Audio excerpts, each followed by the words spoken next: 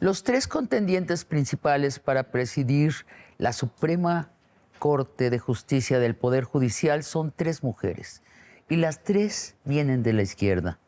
Lenia Batres, con la que ya hablamos en largo aliento, Yasmín Esquivel, con la que nos falta hablar, y Loretta Ortiz, con la que hoy hablamos para preguntarle sobre el Poder Judicial que se va y el que viene, y cuáles son las ideas centrales de cómo debiera ser según ella. Bienvenidos a Largo Aliento.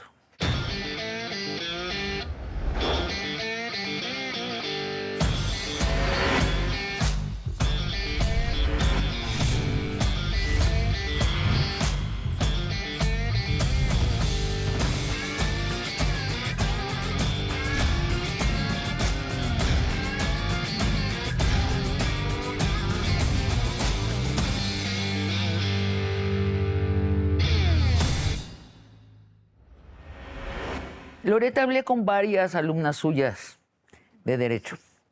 Me dijeron que es usted una maestra brillante y muy exigente. ¿Es usted una eminencia en asuntos de Derecho? Pues sí he estudiado toda mi vida. Desde joven me ha apasionado por el derecho. Tenía una definición de vocación desde pequeña porque me daba por solucionar todos los pleitos y conflictos en casa. Entonces hasta mi papá me puso de apodo Justita, porque siempre reclamaba por el derecho de mis hermanas, en fin, por el derecho de todas las personas que vivían en ese entonces en mi entorno. Y tuve una vocación muy definida, siempre supe que iba a estudiar Derecho. ¿Y cuántos hermanos eran? Somos 5 mujeres, yo soy la mayor de 5 mujeres. ¿Y cuántos hombres? Ninguno, no, pura entonces mujer. lideraba sí, al batallón femenino infantil. Sí, así es. Sí, muchas mujeres que sobresalen en el asunto político son primogénitas. ¿Sabía usted eso? No lo sabía. Hicimos hace años una serie que se llamó Mujeres y Poder y resultó que 9 de las 10 eran primogénitas. 9 de las 10, es una cifra importante. Sí. Ahora, en un país donde la gente tiene desconfianza de la justicia, ¿por qué estudiar leyes? Precisamente por eso, porque yo observaba desde joven, desde que estudié la carrera, que una cosa es la legalidad y otra cosa es la justicia. Son cosas distintas. Sí. Y a mí me inconformaba, siempre me ha inconformado, que las soluciones pueden ser legales, entre comillas, y subrayado, pero no son justas. Y esto lo aprendí desde muy joven, es decir, veía no solamente las injusticias sociales, porque es cierto, soy de izquierda, a izquierda, porque repruebo, no estoy conforme con la situación como está, bueno, ahorita está un poco mejor, pero siempre he sido una inconforme. La desigualdad social. De la desigualdad social y en el ámbito jurídico también, porque son los que tienen acceso a la justicia, son los que tienen dinero para pagar un abogado. Si no tienen dinero para pagar un abogado, pues no pueden acceder a la corte para empezar, o a unas instancias a las que deberían de tener derecho y que no lo tienen porque no tienen dinero, están en una situación desventajosa. O sea, un albañil hoy tiene un problema. Para acceder a la justicia necesita contratar a un abogado. Sí, tiene que contratar a un abogado. Está cañón, ¿no? Sí, es una situación muy injusta. Ahí es una injusticia. Sí.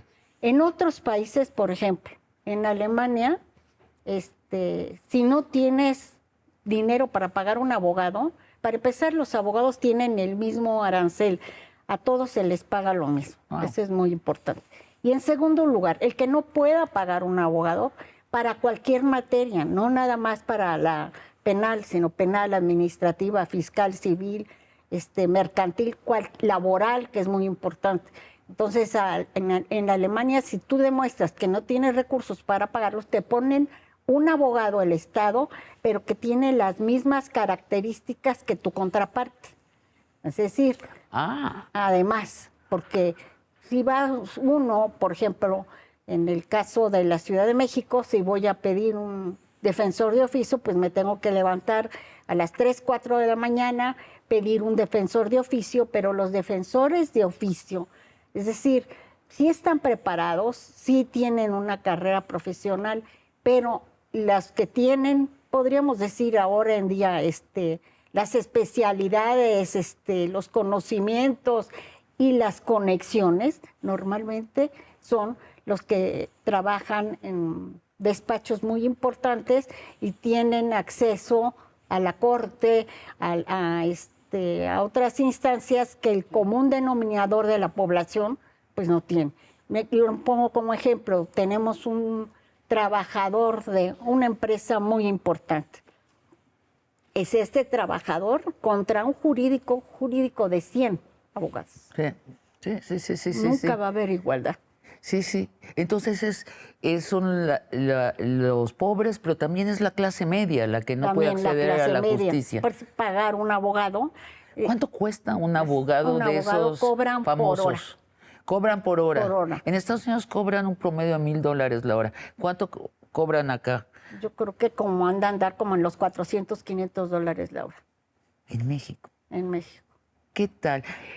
Loretta, fue usted miembro fundador del Movimiento de Regeneración Nacional, como también su esposo José Agustín Ortiz Pinchetti. Sí. Ustedes fueron una de esas, yo diría que son 10 familias que fundaron alrededor de López Obrador la actual izquierda política. ¿Cómo ocurrió eso? Sí, fui diputada del plurinominal. Del Partido del Trabajo. PT, exacto, Que del es Partido del Trabajo. afín a Morena. A Morena. Y que después derivó en la primera, pues los primeros en formar Morena, o sea, como partido, pero sí estábamos unidos al final como un pequeño grupo de los diputados que estábamos con Andrés Manuel, con el expresidente, y que fuimos la semilla esa constitutiva de Morena. Orgullosamente yo digo, sí, fui fundadora de Morena. Cuando fui diputada, conformar, que es lo que más trabajo me ha costado en la vida. Conformé, la última constitutiva de Morena se llevó a cabo en Colima.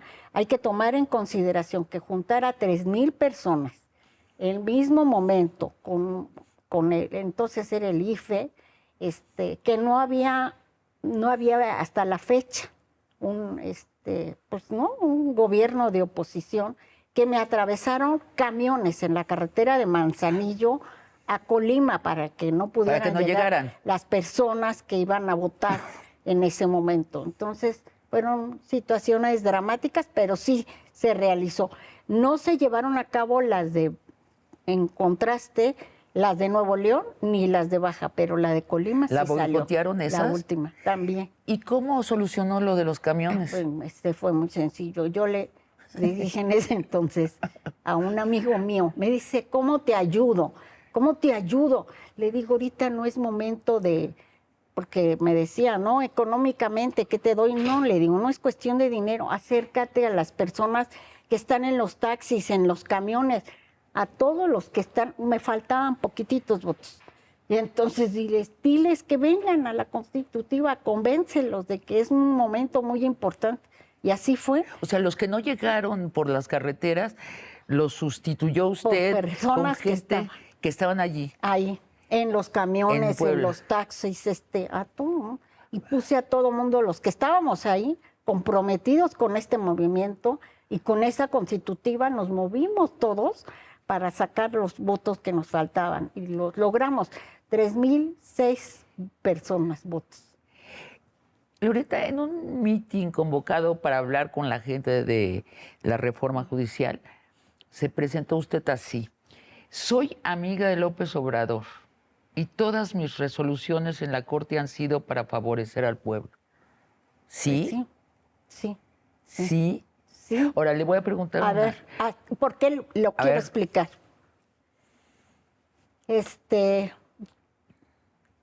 Conste que digo favorecer al pueblo. No estoy diciendo que al expresidente Andrés Manuel López Obrador, no estoy diciendo que a determinado partido político, no, al pueblo, porque yo hablo de que hay derechos, lo que le llamo los DESCA, derechos económicos, sociales y culturales del pueblo que son justiciables y que se les debe reconocer. Voy a dar ejemplos. El primer asunto que yo llegué, que me lo cedieron, fue el de la energía eléctrica. La oposición presentó una acción, lo que le llaman una acción de inconstitucionalidad. Entonces yo presenté un proyecto de 600 páginas y había 2 controversias. La redacté personalmente, o sea, ni siquiera uno de mis secretarios de estudio y cuenta. Y esto lo tomé como una, o sea, yo creo que va a ser el caso más importante en mi vida. ¿Y cuál era el argumento? Que la energía eléctrica es un derecho fundamental de toda persona. Es curioso, en Brasil está en la Constitución, en Brasil, el derecho a la electricidad. No podemos pensar. Pues sí, debería ser. La electricidad, o sea, no podríamos tener esta información, no tendríamos derecho a la salud con la época de COVID, no tendríamos derecho a la educación, no tendríamos derecho a una vivienda digna, o sea, a la información, en fin, a todo. Sí, claro.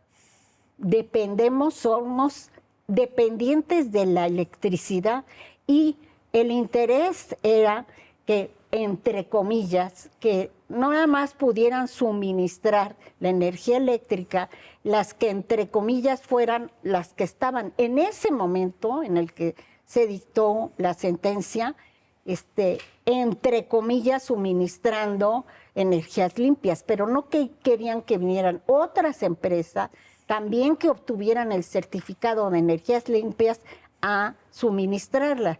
Y no aceptaban que fueran hidroeléctricas, situación que finalmente nos comprometía para que no fuera un servicio público. El argumento de los accionantes es que eran monopolios. Tengo modestamente un libro sobre el Tratado de Libre Comercio de América del Norte y sé que esto no es un monopolio. Está regulado bajo el artículo 27 constitucional que dice que todos, bueno, mi abuela y varios de mis familiares dieron sus joyitas, todos sus anillos, para que fueran patrimonio de los mexicanos, lo que es hidrocarburos, energía eléctrica. En la época de Cárdenas. Claro. Entonces, ahorita ya se estaba llevando toda la privatización, una parte era energía eléctrica. Y eso fue lo que sostuve, o sea, no forma parte de un... Y la gané con los 4, estuvo muy discutido, pero la gané por 4 votos. Ahora, llega usted, es nombrada, elegida, no me corregirá el verbo, por López Obrador para que sea ministra. Y lo primero que hace usted es renunciar al partido Morena para decir, como lo que nos acaba de explicar, yo no soy de un partido, sí soy de izquierda, que es distinto. Y llega a una corte claramente inclinada hacia lo neoliberal.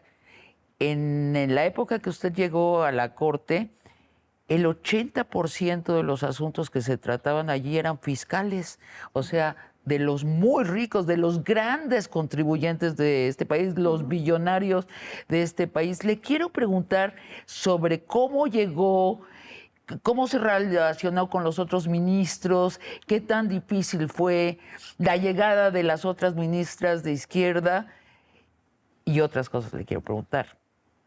Gracias. Volvemos. La Corte empieza a ser el bastión de la derecha en la práctica, empieza a parar una barbaridad de todas las iniciativas ¿sabes del qué presidente? Me dijo Luis María, ahí te va. Sí. Estábamos peleando uno del agua. oye, es que, no, que paguen el agua, le digo, es un derecho fundamental, está en la Constitución, el mínimo indispensable para cualquier persona lo tienes que garantizar. Pues no, ¿No? si no tienen dinero, pues que se queden. Y el problema en México ¿Sí, se es queden que sin agua? Sin agua. O sea, Sin agua. ¿qué? Sin agua.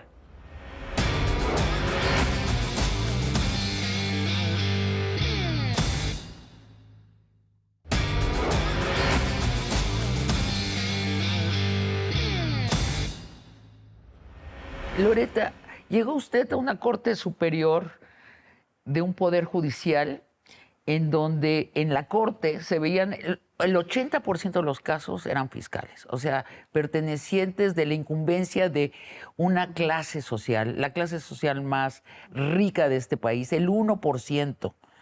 El 80% le sorprendió, ya lo sabía, le incomodó. ¿Cuál fue su reacción? No nada más los asuntos fiscales, o sea, todos los asuntos.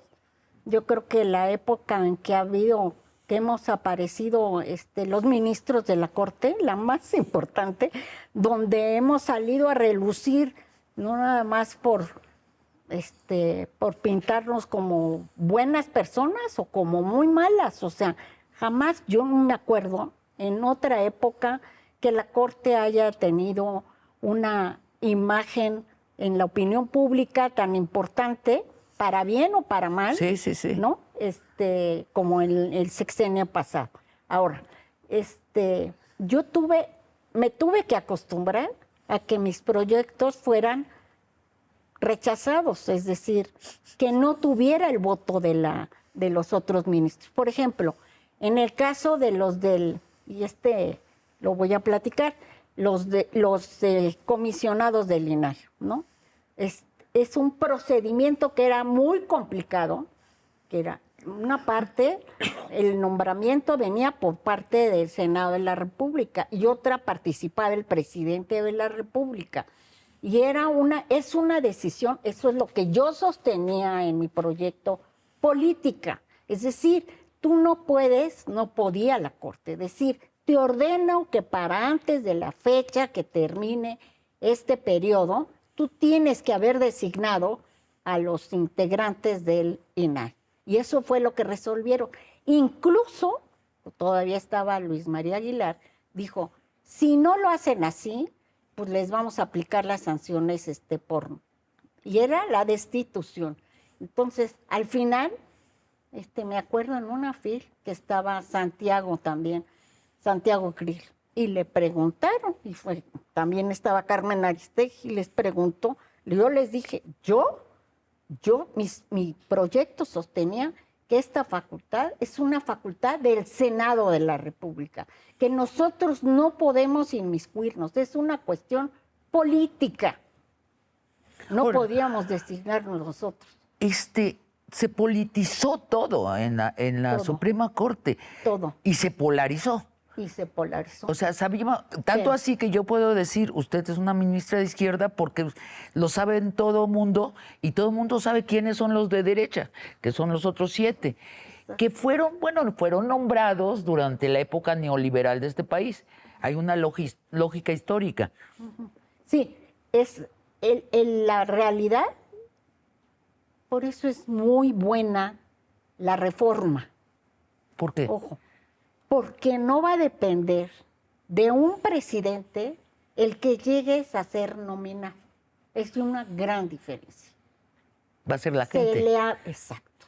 Se le abren las posibilidades, se inscriben a la convocatoria, después reúnen los requisitos, hacen la entrevista de idoneidad, después, si tú estás en funciones, como es el caso de nosotras 3 y de los otros jueces y magistrados, pasan a integrar automáticamente, parten las listas de elección, y los que no, pues ya será el procedimiento de la tómbola y van a estar ahí, y la voz final la van a tener la ciudadanía. Conste que no va a haber ni colores, no hay colores, no hay partidos, no hay ni fotito, caramba. Bueno, va a implicar que la gente va a tener que estudiar o votar Eso. por los famosos. Va a tener que estudiar, informarse. No va a ser un proceso sencillo, pero es la gran diferencia. Ahora, regresando a la línea histórica, estamos haciendo acá en Largo Aliento la historia íntima de esta reforma. No nada más quedarnos con los periodicazos, las noticias instantáneas, sino tratar de hacer un relato de qué sucedió antes, durante y qué sucederá cuando ya sucede la votación. Hay la suposición de que estos ministros que atendían los asuntos fiscales tenían predilección por esa clase muy rica. Y no será una sorpresa para usted si le repito lo que dice la gente común, que compraban jueces. ¿Qué observó usted en ese sentido? A ver, lo que yo observé en general, porque tengo que puntualizar algo.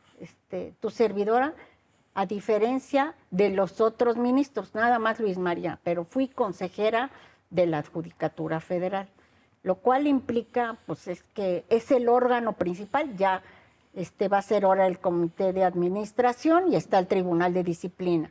Pero siendo consejera, y era presidenta de la Comisión de Carrera, integraba vigilancia y integraba disciplina, lo cual voy a decir de manera más Coloquial, más sencilla.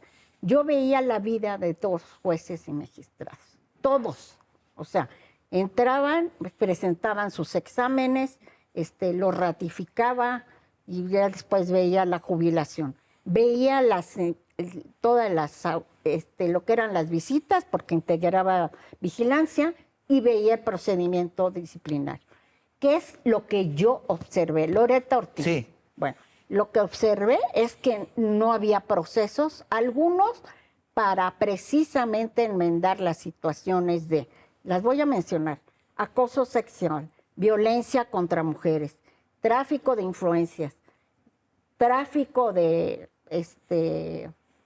pues sí, de corrupción, tráfico de favores, eso. ¿no había procedimientos? Es que a nadie se le hacía responsable. A nadie. A nadie. A nadie. O sea, yo tenía jueces que tenían, bueno, alguno ocasionalmente, ese nadie, no lo voy a generalizar, alguno, pero muy pocos relativamente. Presentaban tenía yo que ratificarlos a los 6 años y tenían 11 denuncias, 10 denuncias, y cuando llegaba el procedimiento para antes de que los tuviera que resolver, que los ratificábamos, yo no tenía más información. O sea, se acababa. Y yo no podía resolver, o sea, sin pruebas. Un poder judicial sin vigilancia. Sin vigilancia y sin los dientes para Y sin los dientes para poder acabar con la impunidad. Y los otros ministros, los que ya estaban allí, ¿tenían una conciencia crítica del Poder Judicial o así era? No, es que ahora me dicen, reclaman porque yo hago esos comentarios, ¿no? Dicen, es que Pues sí. no son todos, no digo que son todos corruptos. Lo que sí digo es que había corrupción, bueno, te voy a platicar un ejemplo de estas, que sí lo llevamos hasta el final. Un magistrado que llevaba más o menos, para que se mida, 11 años siendo magistrado, 11 años. Gracias a Arturo Saldívar, porque estaba él como presidente, Verónica de Gives, Bernardo Bates y tu servidora, éramos 4 votos, resolvimos a favor de llevar el procedimiento en contra del magistrado. Había grabaciones de acoso contra las mujeres. Grabaciones. Grabaciones, 11 años después. Bueno, y entonces este magistrado les pedía a las mujeres del tribunal donde él trabajaba, las guapas, él era bajito, unas altotas, guapotas, así todas llamativas. Descríbelo a él, porque es un chaparrito. Y las otras eran altotas, así muy guapas. 90, 60, 90. Sí. Que la sobara diariamente. Que él la sobara. Él la sobaba. en su seno, la sobaba, diario, diario, diario. Cuando llegó a las audiencias conmigo, ¿no? Me decía, yo le dije, pero ¿y este comportamiento? Ay, ¿qué quiere, consejera? Usos y costumbres. Sí. Usos y costumbres. O sea, yo casi me faltaba. Y era... Y José Agustín, ¿sabes qué lo que me dijo? No, pobrecito, mira, es que lo vas a dejar sin su jubilación. Y no. ¿Qué tal? ¿Y qué, No, qué, entre ¿y qué varones hiciste? se defiende. No, le dije, no me digas nada. Y sí lo inhabilitamos, ¿eh? Lo inhabilitamos. Como una feminazi. Pues es que esto No, en contra de la mujer. tremendo, Tengo tremendo. otro Sí. asunto de, le puedo decir, trata laboral. Sí. Otra persona, mujer, para variar, que para estar en un tribunal, le decía, pues tú vas a tener que cuidarme a mis niños, hacerla de chofera, de cocinera, me llevas la ropa a la tintorería, o sea, todo. ¿Alguien, una mujer empleada? Una mujer empleada ahí. ¿Que era como abogada? Qué barbaridad, abogada. Y que se la llevaba para que le hiciera... Esos son los asuntos que yo viví. Ahora, El nepotismo también era también había rampante, nepotismo, ¿no? también Sí. veíamos los temas de adscripciones. Ahora, por ejemplo, el ministro Aguilar. Sí. O sea, llega el caso de Salinas Pliego y lo guarda en un cajón. Y 10 meses después el presidente dice en la mañanera, saquen del cajón el caso, tiene que pagar impuestos. ¿Qué reacción hubo cuando el presidente dice en la mañanera eso? ¿Qué reacción hubo en la corte? Esa es la otra, ese es el otro punto central. Ese es el otro punto. Yo creo que es el fundamental. Uno de los fundamentales. Bueno, ya no sabe uno ni cuál es el fundamental. Pero, por ejemplo, tengo un asunto ahorita. Yo llegué, ya estoy cumpliendo 3 años como ministra de la Corte. Bueno, Fernando Franco, que fue mi contemporáneo en la Libre, bueno, se tardó 15 años para resolver una situación muy delicada y la resolvió mal, además. Mal. Ahorita te voy a decir. La cuestión de límites entre Oaxaca, Veracruz y Chiapas. Es un asunto muy delicado el de los Chimalapas. Bueno, y hay problemas entre los Chimalapas de la zona norte, Chimalapas de la zona sur y la cuestión de Chiapas. Bueno, estuvo mal dictada se tardó 15 años. ¿Y por qué se tardó 15 años? Bueno, en el caso del ministro Aguilar, no lo dirás tú, yo me atrevo a especular que porque le convenía a Salinas Pliego y tiene una amistad o una relación económica con él. Lo digo, no hay de otra, pues. No lo estoy diciendo yo. Sí, en este caso, pues de verdad que no lo sé, pero además los límites estuvieron en mojoneras que están en el mar, o sea, estuvo mal dictada. Entonces, ¿qué pasó? Y por eso también lo digo ahora con el paro que hubo en el Poder Judicial. Cosa más violatoria de los derechos fundamentales fue ese paro. Hubo una huelga del Poder Judicial. Pero es que no pueden ¿En irse qué a la planeta? huelga. Otra vez, exacto. Voy a Alemania, tengo amigos, parece que tengo muchos vínculos con Alemania, pero es que tengo amigos. Ajá. Entonces una jueza y dice, incluso la Corte Europea de Derechos Humanos quiere modificar esta situación, pero ellos los nombran y no se pueden ir a huelga. En ningún país del mundo es un servicio como el servicio a la salud. Yo no te puedo decir, oye, si estás enfermo y quieres entrar en una huelga, regresa a los 282 días. Que eso fue lo que duró el paro, ¿eh? ¿Cuántos? 82 días. Muchísimo. Muchísimo. Y todos esos asuntos, pues, salvo los urgentes, pero que fueron los menos, no se podían atender. Todo por un derecho que podían ellos manifestarse, pero sin afectar el derecho de acceso a la justicia. Yo nada más te digo, imagínate, eso me acordé, los Chimalapas me fueron a ver, tenían cita y cerraron las puertas y no los pude recibir y me dicen, pues váyanlos a ver a la banqueta. O sea, no había una conciencia dentro del Poder Judicial, una conciencia mayoritaria de esto tiene que cambiar, tenemos que reformarnos por dentro, esto está, no había conciencia de eso. Estamos muy bien. No. Estamos perfectos. Bien pagados, además. Bien pagados, estamos perfectos. Somos el Poder Judicial perfecto. Pluscuamperfecto. Y no se puede hablar mal del Poder Judicial no se puede entre hablar. nosotros. Y los que están adentro son la maravilla de jueces, magistrados y ministros, ¿no? Son las estrellitas marineras. Un poco me recuerda lo que pasaba en los medios de información. O sea, que en los medios de información todos sabíamos la corrupción enorme, rampante, mayoritaria de los medios de comunicación, pero no se podía, había un dicho, perro no come perro. O sea, no se podía hablar de eso porque era traicionar al gremio. Exacto. Le decían, por ejemplo, el caso del de usos y costumbres, ¿no? Eso es buenísimo. Me dice que está buenísimo, pero así es con todo. Tú no vayas a decir nada y yo me quedo calladito y el de enfrente se queda calladito y todos nos quedamos callados. Sí, claro. Eso es lo y que defendemos pasaba. nuestra... Y defendamos a nuestro gran gremio, a nuestro perfecto Poder Judicial. Y no, por eso digo que no había dientes. No hay dientes. Ahora ya vamos a tener a un tribunal de disciplina que ni siquiera los ministros, o sea, no vamos a gozar de fuero, vamos a ser responsables frente a quién, frente a la ciudadanía. Porque además ya no existen estos periodos larguísimos para ser ministro o magistrado, se acorta todo. Pero lo más importante es que vamos a ser responsables. Claro. Porque llegan a ser ministros y no pueden hacer nada.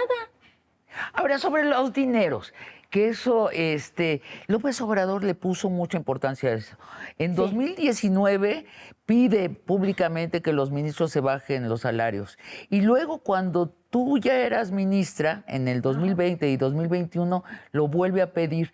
¿Qué reacción tenían tus colegas ministros? A ver, esto es importante. Esta reforma ni siquiera la hizo, la Constitución no la hizo Andrés Manuel. No, la hizo Calderón, fue el primero que pidió. Y ya les habían pedido a los ministros de la Corte que se bajaran el sueldo y sí se escabieron, así como diciendo, nosotros no nos van a bajar. La primera sacudida, o sea, en mi caso yo lo reflexioné, lo prometo, no me lo bajé, porque en ese momento yo tenía el personal de la ponencia y que sí, es como en cascada, un efecto en cascada. Me lo bajo yo y les baja a todos y ya. ¿A tu equipo? A todos. Las condiciones generales de trabajo pues, no se iban a respetar. Ahora que ya está la reforma, ya quedó establecido que se les va a respetar las condiciones generales de trabajo a los trabajadores, sean de confianza, sean... Y casi recibo lo mismo mi coordinador de ponencia que tu servidor. Yo sí estoy de acuerdo en que eran muchos privilegios, eran muy altos salarios, y que para esto, para ser ministro de la Suprema Corte, sí, algunos no estarán de acuerdo, pero yo personalmente, ¿cómo decirlo? Pues no... Necesito poco para vivir, ¿no? O sea, yo nada más necesito mi cama y los libros. Bueno, es un honor, ¿no?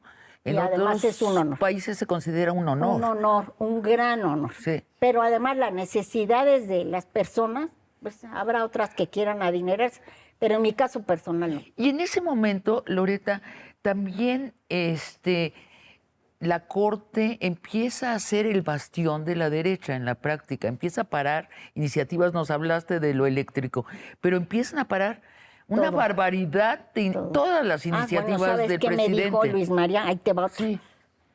Estábamos peleando, pues tengo un montón de casos. Uno del agua, ¿no? Si también está. Oye, es que, no, que paguen el agua, le digo, es un derecho fundamental, está en la Constitución, el mínimo indispensable para cualquier persona lo tienes que garantizar. Pues no. ¿No? Si no tienen dinero, pues que se queden. Y el problema en México es que sin agua. Sin agua. O sea. Sin agua. sin agua. Si no tienen dinero, que se queden sin Sin agua. agua. Y participé en la redacción de la Constitución de la Ciudad de México y en la Constitución Federal hay un artículo que dice toda persona tiene derecho al agua. Es un importantísimo ¿Qué derecho. es una ceguera?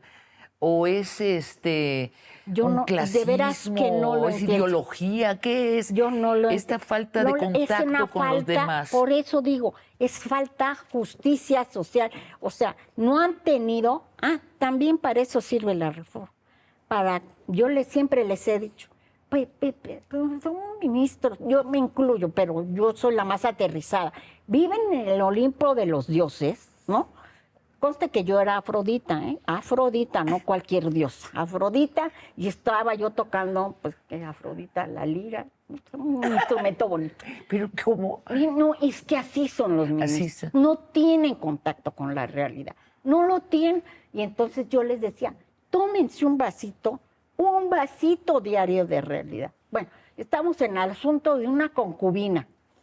Y me dijeron, Luis María para variar y Alberto Pérez allá.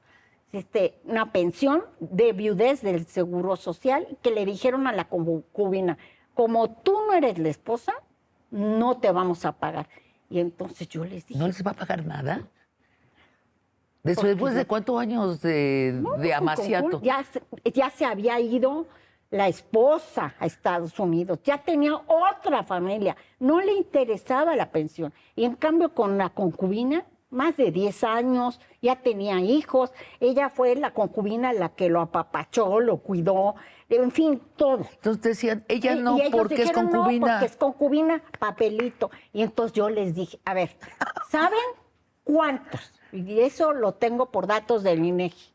¿Cuántos personas no desean casarse en la Ciudad de México? O sea, viven porque con parejas. Sí, o sí. sea, y no nada más afectaba a las parejas heterosexuales, sino también a los de la diversidad sexual, porque era no reconocer ningún matrimonio. Entonces, ¿qué? ¿Es una Ningún especie concubinato. de Y ligereza entonces, con las consecuencias sí. reales? ¿Sabes cuántas personas no se casan? Pues no se sé. quieren casar, el 70%. El 70%, 70. sí. Y con ese, yo logré convencer a Yasmín Esquivel y a Javier Ramírez, y ya me dijeron, bueno, ok, te vamos a dar esta concesión. Y con un precedente se ayudó a millones de mujeres para que hoy, sin reforma, recibieran la pensión de viudez siendo concubinas. Volvemos en un instante. Pero en ese momento que entra el calambre tremendo del presidente de la República diciendo, Ellos pensaron que no iba a pasar. que no iba a pasar. ¿Por qué? Porque no iba a ganar. Yo los veía muy contentos, muy desafanados, muy así como... Y de repente, como que le apostaban a que iba a ganar Xochitl, pues es la verdad. Creyeron que iba a ganar Xochitl.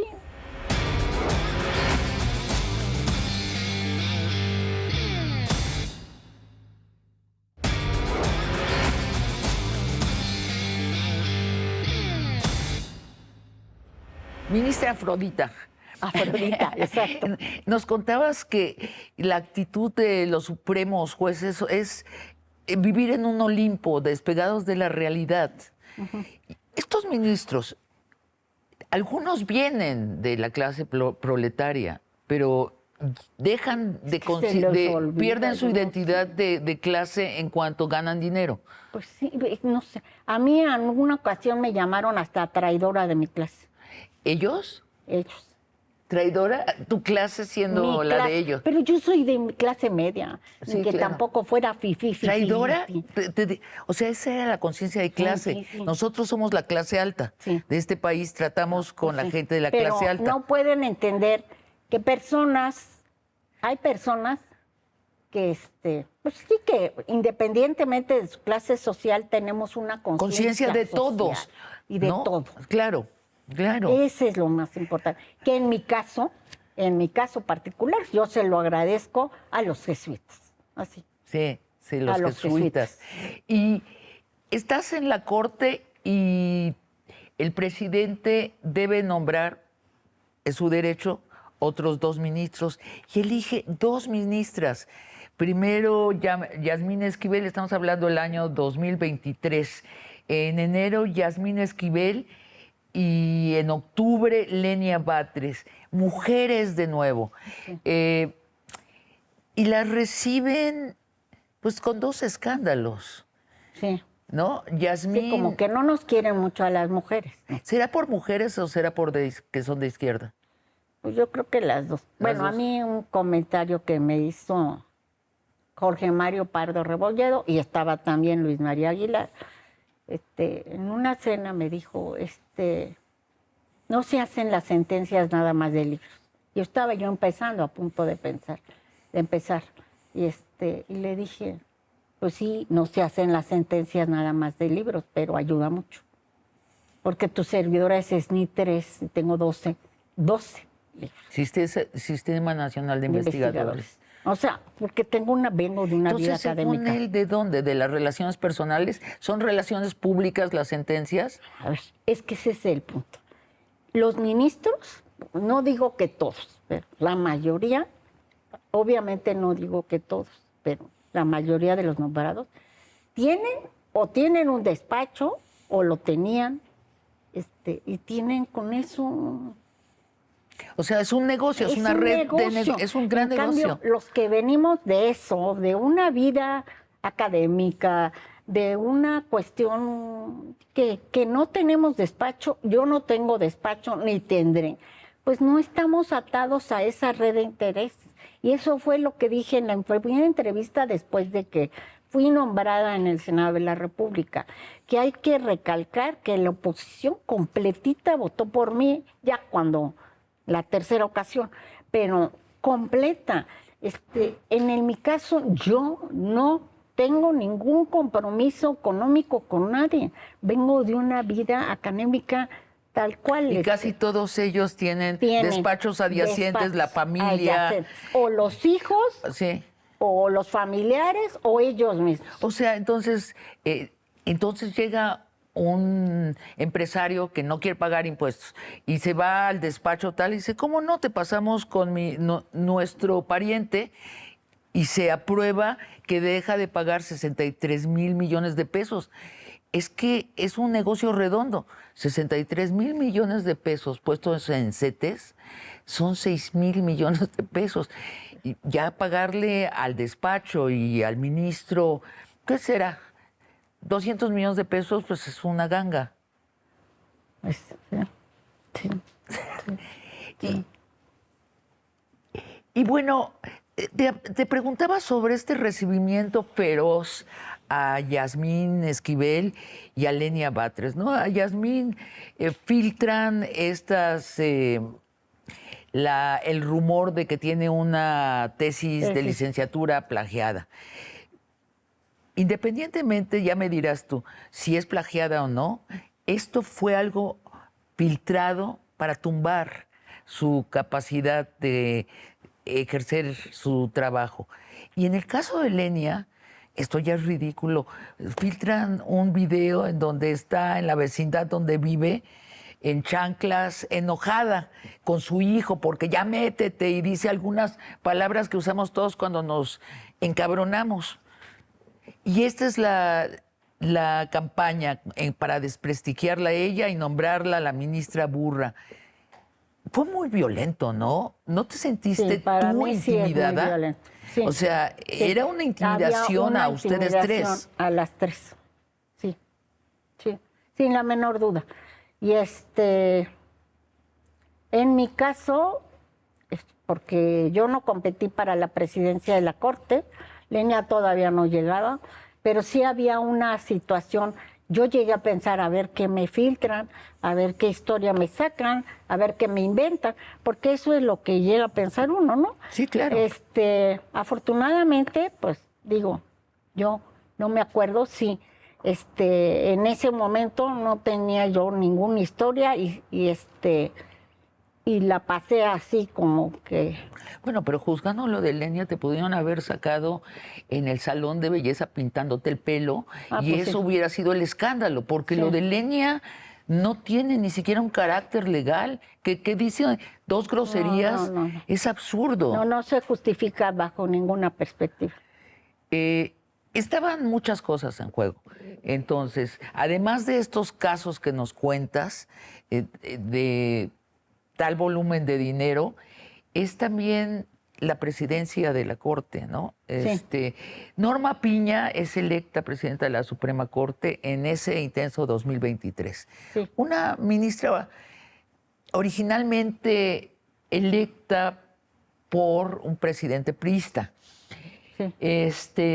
Es un año antes de las elecciones presidenciales, además.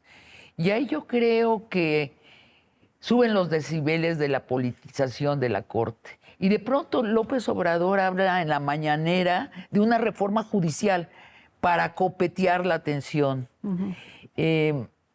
Habla de deshacer el Poder Judicial y vaciarlo de jueces, magistrados, ministros y volver a armar todo.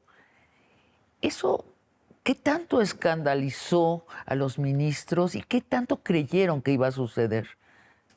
Esa es una muy buena pregunta, pero yo hago memoria sobre lo siguiente. Hace más de 25 años, yo estaba como directora en la Ibero, Naciones Unidas. ¿En la Escuela de Derecho? De Derecho, como directora, sí.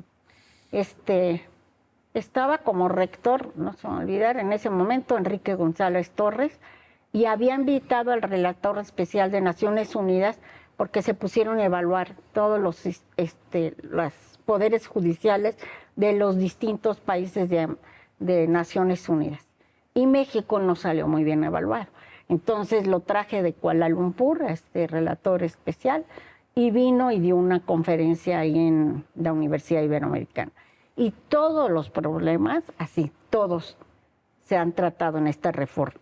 La unificación, la unidad en una sola persona del Consejo, presidenta del Consejo y presidenta de la Suprema Corte. Nada más nefasto. La corrupción, el nepotismo, o sea, todo venía ahí. Incluso lo publicó otro librito, pues este es más chiquito, es una cosita así, se llama Mitos y Realidades de un Informe. Entonces ahí analicé el informe del relator especial de Naciones Unidas. O sea, tú tenías muy ordenada los problemas del Poder Judicial. Ajá. Y ellos no.